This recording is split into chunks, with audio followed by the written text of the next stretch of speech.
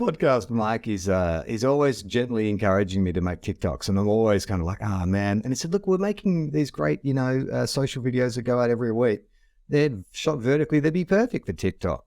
And so I said, look, Mike, here's the thing. We actually have a TikTok. I don't know if anyone searched this, but there is a Tofop TikTok page that has nothing on it. I set it up about a year and a half ago, but I immediately got terrified and slammed my computer shut, and I've never gone back. It was just like I set it up, and all I could hear was just a chorus of young people saying, this world is not for you, old man. Oh man, I've been doing some stand-up shows, some what you're talking about, Will, improvised shows, and I talk to the audience, and so you become very aware of the age demographic of your audience. And all I would say is, Charlie, I don't think I have long to go. I think my career is going to be taken out by natural causes. Is it like when I sometimes I'll occasionally pop my head into a Catholic church to see what the congregation's doing, and it is definitely God's waiting room. Oh, mate, it feels like a strong gust of wind could clear them all away. Oh, mate, the Catholic Church has nothing on a Will Anderson 5 o'clock in the afternoon show. That is a demographic of mine who are just like 5 o'clock. Yes, that is the appropriate time to go to comedy.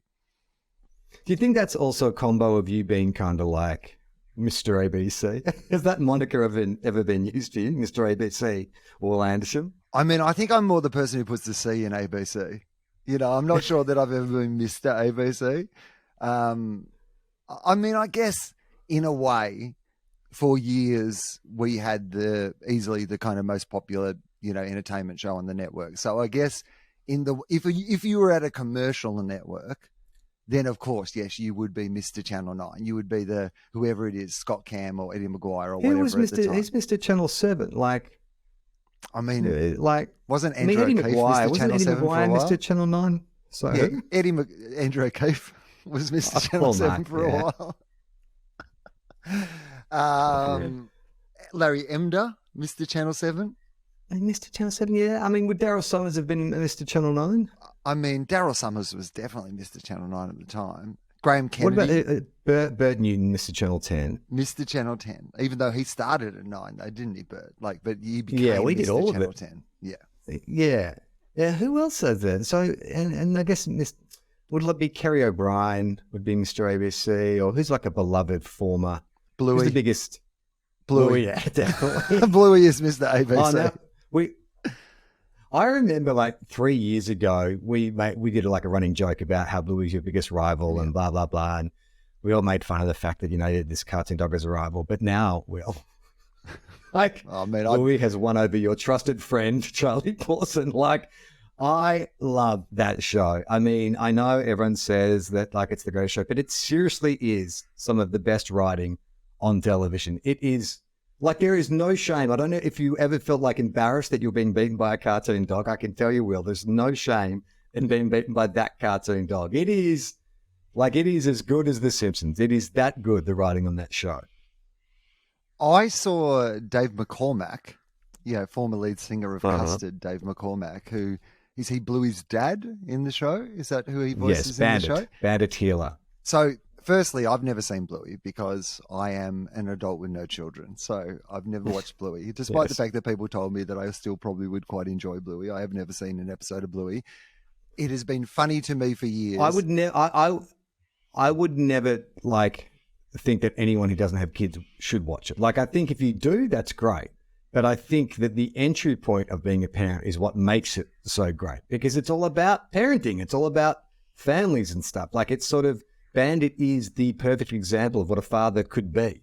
And so you could probably enjoy it from an objective level, but I don't think it would affect you the same way as if you're a parent. So that's perfectly reasonable. I mean, I agree with that 100%, but also what I agree with is the point that I'm going to make. I'm going to agree with the point that I'm going to make, which is that I don't think you have the same context of having watched all that other terrible TV that children watch when they're growing up, because isn't part of the appeal of Bluey that it is so much better than all the other things that you're forced to watch when you're a parent? Yeah, exactly. It's the guy who created it, Joe Brum, I believe his name is, used to work on Peppa Pig. Now, Peppa Pig is an incredibly popular kids show, but it is irritating as fuck. Iona loves it. We have Peppa Pig books and toys, and I can't stand it. Bluey is the same format, same structure. You know, it's kind of like Family Guy is to The Simpsons. And just like the Family Guy came along and shook things up for The Simpsons, like, oh, holy shit, like, you know, you can really push the envelope. Or South Park is probably a better example. South Park came along and said, you can make this. That's what Bluey is. It's Peppa Pig, but not annoying. Yeah. Like, Peppa Pig with racist cutaways. So that shit does not hold up. I'm interested. Not Bluey. I'm not talking about Bluey. I'm talking about Family Guy. No, Family Guy, of course. There are actual like YouTube clips that pop up on my algorithm occasionally, which is like the most outrageous moments from Family Guy or the most racist moments from Family Happens Guy. all the time. That gets fed into my feed more than anything else. What is going on? Is Seth MacFarlane going to deal with like Elon Musk or something? What's going on? I don't know why the algorithm suddenly thought I wanted to see racist clips from Family Guy. I get them all the time as well. I thought it was just me. It was my secret shame. It's like, what have I been searching that I'm getting all these like, it's not, they don't say it's racist. They say it's the most offensive jokes from Family Guy. Oh, yeah, no, they don't say it's racist, but it's definitely racist. It's homophobic as well. Transphobic, homophobic, racist, sexist, you know, occasional sexist. To see the full video, join our Patreon. Patreon.com/Tofop.